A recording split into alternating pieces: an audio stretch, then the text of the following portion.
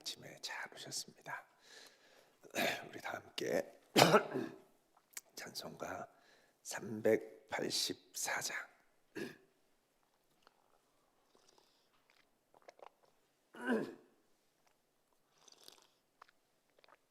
찬송가 384장 우리 함께 찬송 드리겠습니다.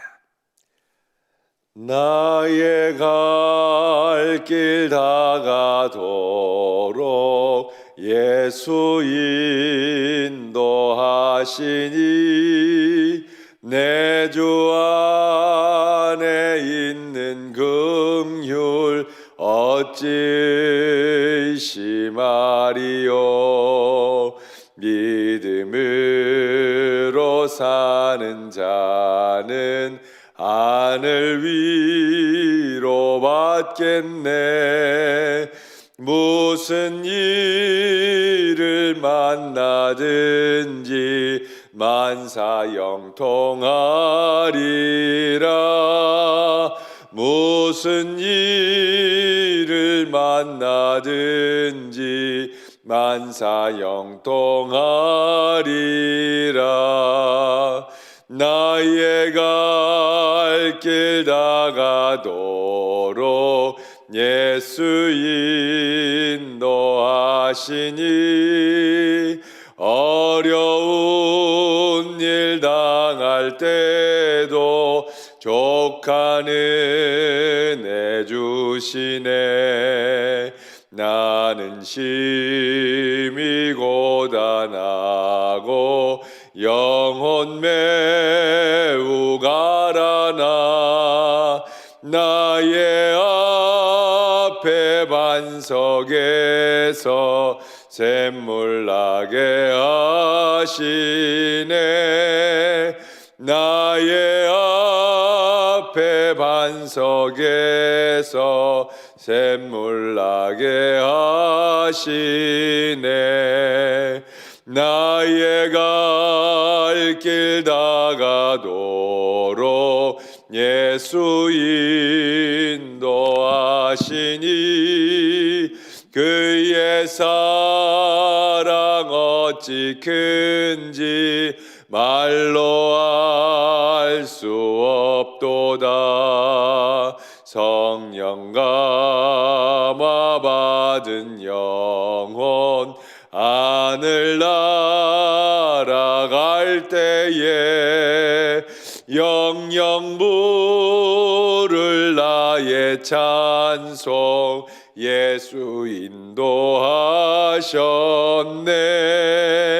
영영 부를 나의 찬송 예수 인도하셨네. 아멘. 아멘. 오늘 이 아침 함께 기도드리겠습니다. 할렐루야. 찬송받기 합당하신 거룩하신 아버지 하나님, 오늘 거룩한 이 귀한 아침을 저희들에게 허락하사 하나님 앞에 첫 시간을 드리며 예배하게 하심을 감사합니다. 오늘로 주님을 사모하는 마음으로 이부자리를 박차고 주 앞에 나왔습니다. 주님 계신 귀한 임재의 자리에 주님 나왔습니다. 이 시간 함께 하사 은혜를 더하시고 하나님 주의 긍휼과 자비를 한량없이 부어주시며 성령으로 충만하게 하사 우리로 아바 아버지를 기쁨으로 부르며 담대히 나아갈 수 있는 은혜를 허락하여 주옵소서. 주님, 저희들에게 믿음을 더하여 주옵소서. 믿음이 없이는 하나님을 기쁘시게 할 수 없다고 하셨사오니 오늘도 믿음으로 기도하며 믿음으로 걸어가며 믿음으로 주를 의뢰하며 믿음으로 주를 바라볼 수 있는 귀한 은혜를 허락하여 주옵소서. 이 아침 믿음으로 주님 앞에 우리 환우들을 올려드립니다. 하나님 함께하여 주시고 이 아침 찾아가사 예수 그리스도의 보혈이 머리끝부터 발끝까지 저들의 심령과 몸과 모든 부분을 적셔주시고 치유하여 주셔서 강건함과 깨끗함을 나올 수 있도록 역사하여 주시옵소서. 몸 안에 암세포가 그리스도의 이름으로 깨끗하게 치유받게 하여 주시옵시고, 몸 안에 신경의 이상들이 주님 예수의 보혈로 정상으로 돌아올 수 있도록 역사하여 주옵소서. 관절과 골수와 연약한 뼈와 허리들이 주님의 이름으로 깨끗함을 받게 하여 주시고, 우울증과 불안과 염려가 예수의 이름으로 깨끗하게 제거되며 정결함을 얻을 수 있도록 이 아침 주여 주의 성령으로 운행하사 치유하시고 회복시키고 만져 주시옵소서. 주님, 우리 앞에 가로막힌 장벽을 위하여 기도합니다. 주님, 찾아오셔서 이 새벽에 헤쳐나갈 수 있는 지혜를 주시고 주의 권능의 능력으로 옮겨지는 역사가 일어나게 하여 주시옵소서. 간절한 기도의 제목을 이 새벽에 주 앞에 아랠 때에 주여 함께 하시고 응답하시고 역사하여 주시옵소서. 몸된 교회를 이곳에 세우셨사오니 주여 죽어가고 방황하는 많은 영혼들을 주 앞에 인도하게 하여 주옵소서. 올 한 해도 많은 영혼들을 주님께서 보내주셨는데 저들의 믿음의 뿌리를 잘 내리며 주님 주께서 구원하기로 작정하신 많은 영혼들을 주여 주님의 몸된 교회로 보내주사 구원의 역사가 그치지 않고 계속될 수 있도록 주여 함께 하시고 은혜를 더하여 주시옵소서. 주님, 이 나라 이 민족을 긍휼히 여기시고 코로나로 인해 고통받고 있는 아버지 하나님의 이 땅과 온 열방을 긍휼히 여기사 주님 우리를 불쌍히 여기시고 속히 치유하여 주시며 더 많은 영혼들이 주님 앞으로 돌아올 수 있게 하여 주시옵소서. 이 한 날도 주께 맡기오며 예수 그리스도의 이름으로 기도드리옵나이다. 아멘. 오늘 하나님의 말씀은 누가복음 2장 41절에서 52절까지입니다. 누가복음 2장 41절에서 52절까지.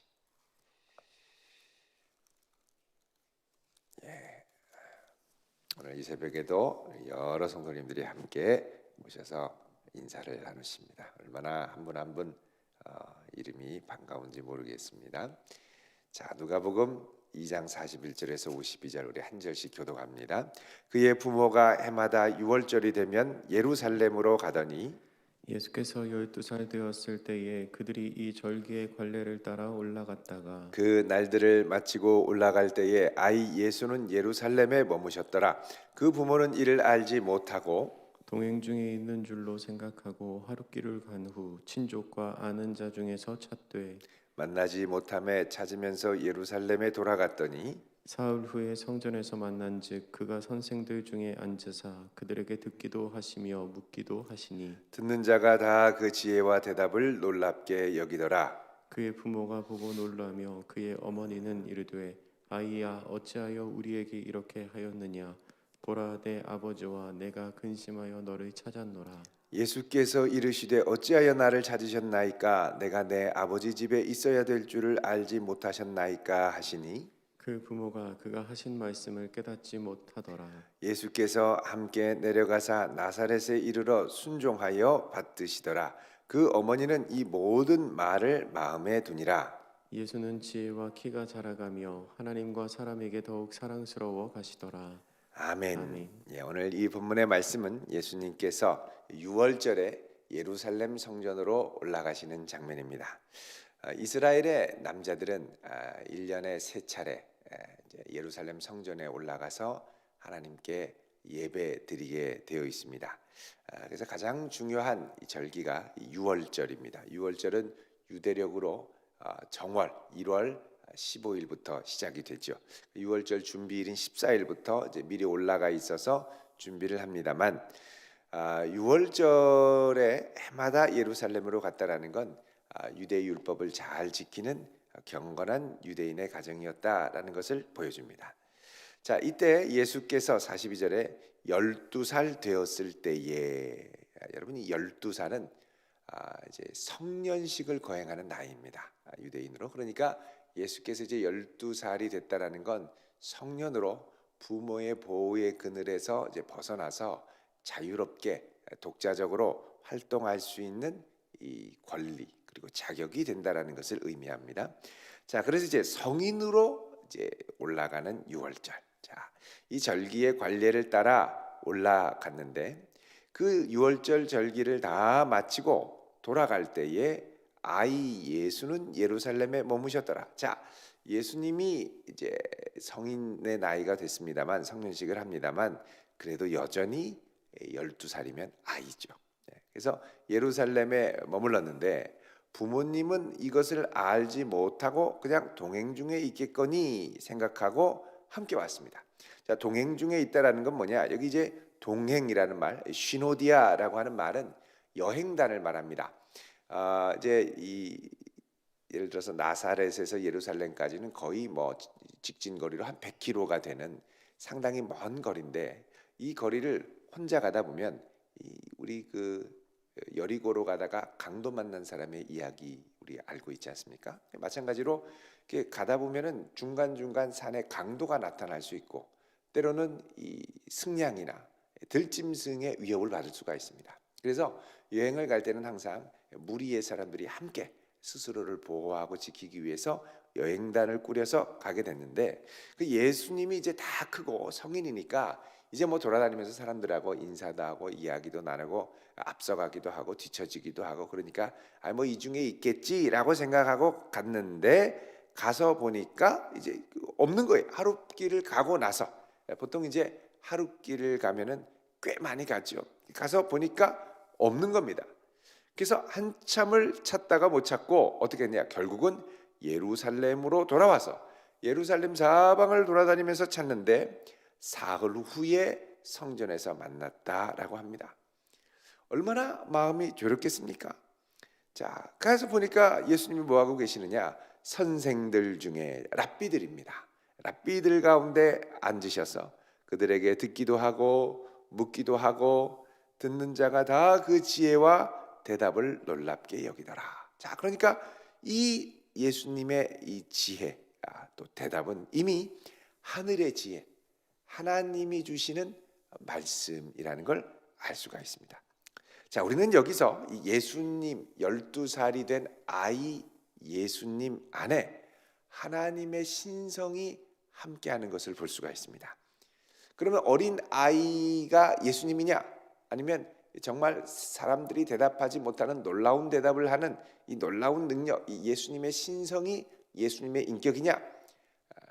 그래서 예수님 안에는 신성과 인성이 결합되어 있죠. 이 신성과 인성 중에 무엇이 예수님이 한 거냐? 이렇게 얘기를 할 때 우리는 신성이 한 것도 예수님이 하신 것이고 인성이 한 것도 예수님이 하신 것이다 라고 대답을 해야 됩니다. 자, 예수님이 어린아이로서의 한계를 갖고 있었죠. 이게 인성입니다. 인성의 부분. 그럼에도 불구하고 예수님의 대답은 하늘의 대답이었죠. 그러니까 신성입니다. 자, 예수님은 이 땅을 살아가면서 한계 있는 육신 가운데 살아가셨습니다. 피곤하기도 하고 지치기도 하고 졸리기도 하고 분노하기도 하고 또 피곤해서 백곤물에 이 팔베개를 베고 주무시기도 하고 그런데 동시에 예수님은 그 인간적인 한계 가운데서도 멀리 떨어져 있는 곳에 무슨 일이 일어나는지를 아셨습니다. 내 친구 나사로가 잠들었노라 우리가 그를 깨우러 가노라 말씀하셨죠. 또 예수님께서는 이 인간의 한계 가운데 있지만 바다 위를 걸어오시고 풍랑을 잠잠케 하시고 귀신을 내어쫓으시고 그러니까 사람 한계 있는 연약한 인간으로서 할 수 없는 것들을 아셨습니다. 그러면 이게 예수님이 하신 거냐? 그러니까 이게 자칫하면 신성이 그 안에 있는 능력으로 하는 거냐?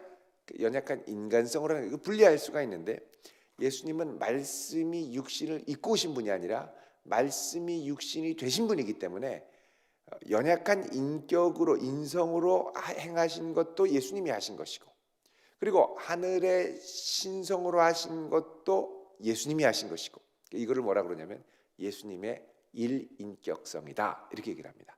그러니까 신성으로 하신 것도 예수님이 하신 것이고 인성으로 하신 것도 예수님이 하신 것이고 그러니까 이것이 예수님 안에 온전히 통합되어 함께 하시는 것이죠. 자, 우리가 이것을 이해하는 것이 중요한 이유가 뭐냐? 예수님은 온전한 사람이셨기 때문에 우리를 위하여 고난 받으실 수 있었습니다. 예수님은 온전한 사람이셨기 때문에 우리를 위한 아픔과 고통을 당하실 수 있었습니다. 그리고 우리의 연약함을 체휼하고 이해하실 수가 있었습니다. 우리 한번 보겠습니다. 히브리서 4장 15절. 히브리서 4장 15절.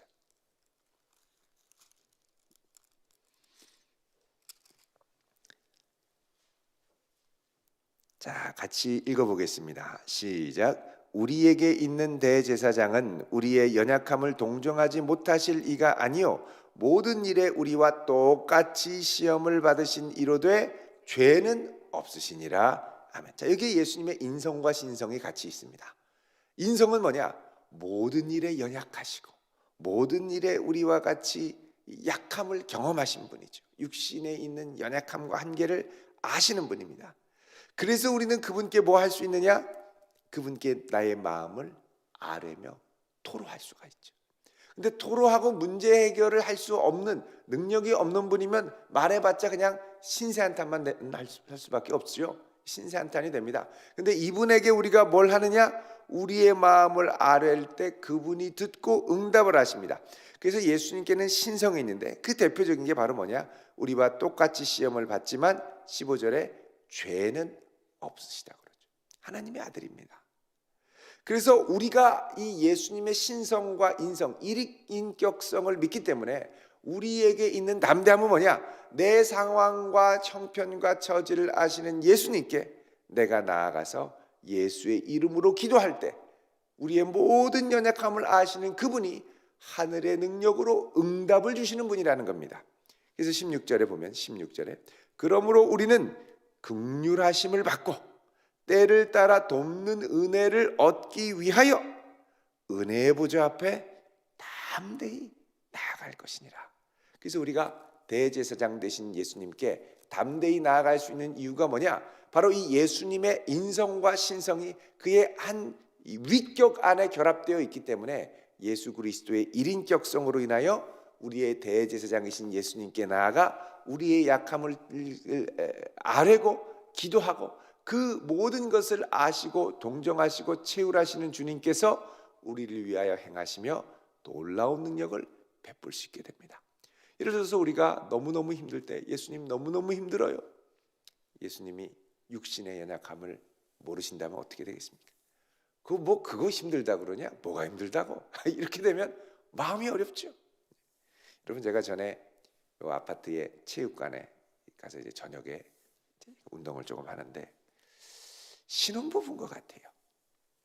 신랑은 뭐 근육이 막 2도 받건 3도 받건 막 울그락불그락합니다. 뭐 엄청나게 무거운 걸 하면서 막 땀을 뻘뻘 흘리면서 하는데 신부는 운동을 별로 안 좋아하는 것 같습니다. 신랑이 억지로 나오자 그래서 나온 것 같아요. 뭐 하나 봤더니 그냥 스트레칭만 이렇게 하고 이거 좀 들어봐. 그럼 알았어. 그러더니 가만히 있는 거예요. 들어보라니까. 그러니까 할 수 없이 제일 가벼운 거 가져와서 한 3번 하다가 힘들어 이러고 놓는 거예요. 그러니까 신랑이 갑자기 얼굴이 확 바뀌더니 이런 것도 안 하면서 뭘 건강해지기를 바라냐고, 똑바로 운동하라고, 힘들어 막 이래도 소용이 없습니다. 불호령이 내리면서 막 둘이 거기서 싸우고요. 그러니까 왜 그러냐? 신랑은 신부의 입장을 전혀 이해를 못합니다. 이 여성이 힘들고 운동 처음에 안 하다가 하려면 얼마나 힘들겠습니까? 힘들다라는 게 이해가 안 가는 거예요. 그러면서 신랑이 막 핀잔을 주는데 네가 그렇게 하니까 맨날 삭신이 쑤시다 그러지, 네가 그렇게 하니까 맨날 몸이 아픈 거야, 네가 그렇게 하니까 맨날 엉덩이에만 살이 붙는 거야 뭐 이러면서 막 그러니까 둘이 싸우다가 나갔습니다. 여러분 이게 긍휼하심을 얻고 이게 체휼이 돼야 되는 거예요. 이 동정을 하고 힘들겠다 안 하다 하려니 얼마나 힘드냐 이해가 돼야 되는데 이해가 안 되는 거예요. 여러분 그래서 이해가 안 되면 응답도 이상하게 옵니다. 여러분 선물을 줄 때 그 사람의 마음을 잘 이해해서 그 사람이 받고 싶은 것을 줄 때 기쁨이 있죠. 근데 선물을 주는데 아내는 이런 걸 받고 싶은데 신랑은 자기 좋아하는 거, 아내는 전자제품 이런 거 하나도 안 좋아하고 패션, 옷 이런 거 좋아하는데 신랑은 맨날 자기가 좋아하는 뭐 스마트폰 충전기, 뭐 액정 보호 필름 이런 거 주면 감동이 안 됩니다. 그러니까 여러분 이게 응답도 체휼을 할 수 있어야 응답이 되는 거예요. 우리의 형편과 처지를 다 아시는 주님께서 우리의 형편에 가장 맞는 응답과 위로를 이 새벽에 우리 모두 각자에게 개별적으로 응답해 주시기를 주의 이름으로 축원드립니다. 그래서 우리가 담대함을 갖고 이런 주님임을 믿기 때문에 갈 수 있는 것이죠. 그래서 예수님의 인격 안에 인성과 신성이 함께 섞이지 않고 혼동되지 않고 함께 있고 무엇을 하든 예수님이 하신 것이다. 이런 예수님의 일인격성을 우리가 확신하고 나아가는 것이 상당히 중요합니다. 자, 이렇게 이제 예수님을 만나는데 48절에 예수님의 부모님이 보고서는 깜짝 놀라면서 말하죠. 아이야. 예수님 볼 때는 성인식을 해도 아이입니다. 어찌하여 우리에게 이렇게 하였느냐? 보라, 내 아버지와 내가 근심하여 너를 찾았노라. 그러죠. 아유, 얼마나 염려를 했었는지 3일간 안 보였으니까 혹시 무슨 일이 일어난 게 아닌가? 근데 예수님이 49절에 이런 대답을 하십니다. 어찌하여 나를 찾으셨나이까? 내가 아버지 집에 있어야 될 줄을 알지 못하셨나이까? 라고 하니 그 부모가 그가 하신 말씀을 깨닫지 못하더라. 그러죠. 자, 내 아버지 집에 있어야 될 줄을 이렇게 돼 있죠. 영어로 must be입니다. 필연과 의무, 반드시 있어야 한다라는 겁니다. 이건 왜 그러냐면 여러분 예수님이 이제 성인으로서 성인 그러면 제일 큰 특징이 자기 결정권 그리고 자기 정체성입니다. 예수님이 이제 성인이 되어서 자기 정체성을 어디에 두느냐? 나는 하늘 아버지의 자녀고 하늘 아버지의 집에 거해야 된다라는 자기 정체성이 생기기 시작한 거죠. 마치 사무엘을 엄마가 이제 하나님의 성전에 두고 거기서 사무엘이 하나님의 음성을 듣고 하나님의 자녀로서의 정체성을 갖고 선지자의 역할을 감당하기 시작했던 것처럼 예수님께서도 아버지 집에 가셔서 성인식을 하고 성인으로서 이제 나는 하나님의 자녀고 아버지의 뜻을 알고 아버지 집에 머물러야 하고 나는 하늘 아버지 집에 머물러야 할 자녀다라는 분명한 정체성을 갖기 시작했다는 겁니다. 그래서 이제부터 예수님은 성인이 돼서 무슨 일로 바쁘기 시작하냐? 아버지 일로 바쁘기 시작한 거죠. 아버지의 뜻을 가르쳐주기 위해 바쁜 것이고. 그래서 여러분 우리의 정체성, 성인으로서 독립된 정체성이 생기기 시작할 때 우리의 믿음의 자녀들에게 어떤 정체성을 심어줄 것인가? 아버지의 자녀로, 아버지의 일로 바쁜 자녀로 우리가 그렇게 정체성을 심어줘야 될 줄로 믿습니다. 우리도 그렇습니다. 내가 무엇으로 바쁩니까? 물론 먹고 살기에 바쁘죠. 근데 그 이전에 근본적으로 나는 아버지의 자녀임을 확신하며 살아가는 것이 중요합니다. 그래서 늘 아버지 집에 머물고 늘 아버지께 가까이 가고 늘 아버지를 찾고 늘 아버지의 기뻐하시는 뜻이 무엇인지 알고 깨닫고 알아가기에 힘쓰고 그래서 아버지 일로 바쁜 자. 그래서 성인이 되면서부터 예수님은 내가 아버지 집에 있어야만 한다. 아버지의 일로 바빠야만 한다. 그러니까 예수님의 정체성, 자의식이 아버지의 아들로 아버지의 보냄받은 자로 아버지의 일을 해야 하는 자로 서게 된 거죠. 그래서 여러분 이제 우리가 믿음 생활을 하면서 이 땅을 살아가면서 여러 가지 정체성을 갖게 됩니다. 학교에서는 학교 학생으로서의 정체성, 직장에서는 또 직장인으로서, 또 사업장에서는 사장님으로서 여러 정체성이 있는데 그 여러 정체성 이전에 근원적인 정체성 이게 뭐냐? 나는 아버지의 자녀, 아버지를 기쁘시게 하는 자로 부름받은 자. 요 분명한 정체성을 갖고 살아갈 수 있기를 축원드립니다. 자, 이렇게 예수님께서 분명한 정체성을 갖고 아버지 집에 처음으로 본격적으로 사흘간을 머무르게 됐죠. 나중에 예수님께서 십자가에 달려 돌아가시고 사흘 만에 부활하셔서 아버지 보좌로 또 가시지 않습니까? 자, 51절에 자, 이렇게 해서 부모님을 만나서 육신의 부모에게 다시 순종하여 이제 내려갑니다. 아버지 집에 계속 있을 수도 있었겠지만 내려갑니다. 자, 나사렛에 이르러 거기서 순종하여 받으시더라 그러죠. 자, 예수님의 온전한 순종이 부각됩니다. 우리 어제 말씀드린 것처럼 예수님께서 우리를 위하여 의롭게 되신 것은 우리로 하여금 하나님 앞에 우리의 죄를 사할 뿐만 아니라 적극적인 의, 그러니까 우리가 예수님을 믿을 때 내 불의, 내 죄를 예수님이 온 인류의 대표로서 사해 주셨죠. 예수님이 내 죄를 사해 주신 이유는 인류의 첫 조상인 아담이 하나님과 맺은 언약을 불순종해서 파기하고 지키지 못한 그 불순종의 영역을 예수님께서 온전히 그 불순종으로 말미암은 죄의 대가를 십자가에서 대신 죽으시고 치러 주셨음을 의미합니다. 근데 동시에 예수님께 우리 이 아담이 실패해서 치러야 될 죄의 대가를 예수님이 받으셨는데 그것만이 아니라 아담이 불순종한 이 율법의 영역을 예수님이 온전히 순종하심으로 우리가 하나님 앞에 서게 될 때 내 죄를 예수님이 십자가에서 달려 죽으셔서 내 죄 사함을 얻은 의뿐만이 아니라 예수님의 의를 힘입는다는 건 뭐냐? 율법의 요구를 완전히 충족해서 하나님 보시기에 흠없는 의를 이루신 그 예수님의 의까지도 나에게 덧입혀 주시는 줄 믿으시기 바랍니다. 그게 칭의라는 거죠. 예수님의 의에 힘입는다. 이거는 내 불의를 예수님이 가져가시고 또 예수님이 십자가에서 이루신 의를 내가 힘입고 동시에 뭐냐? 율법의 의를 완전히 순종하시고 충족시킨 예수님의 완전한 의. 그러니까 하나님이 나를 볼 때는 죄 없다 정도로만 여기는 게 아니라 죄 없을 뿐만 아니라 예수의 의를 힘입었기 때문에 온전히 순종한 예수의 의, 흠없는 온전한 의를 받은 자로 여겨주시고 의롭다라고 선언하신다는 겁니다. 칭의죠. 칭의.